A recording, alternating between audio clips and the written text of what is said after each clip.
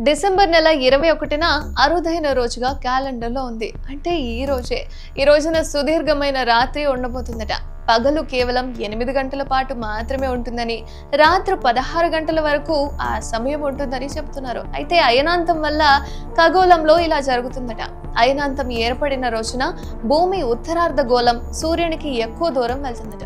ఆ సమయంలో చంద్రకాంతి భూమిపై పడి ఈ సమయం ఇలా ఉంటుందట. అయితే శీతాకాలంలో ఏర్పడినందున దీనిని శీతాకాలపు అయనాంతంగా పిలుస్తున్నారు.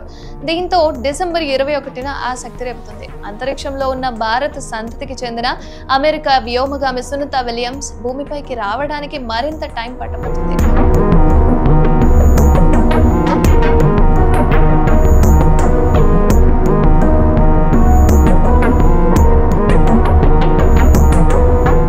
ప్రకటించిన ప్రకారం 2025 ఫిబ్రవరిలో తిరిగి రావడం లేదని, కొన్ని సాంకేతిక కారణాల వల్ల ఆమె తిరిగి ప్రయాణం 2025 మార్చిలో గానీ ఏప్రిల్లో గానీ జరగొచ్చని నాసా అధికారులు చెప్తున్నారు.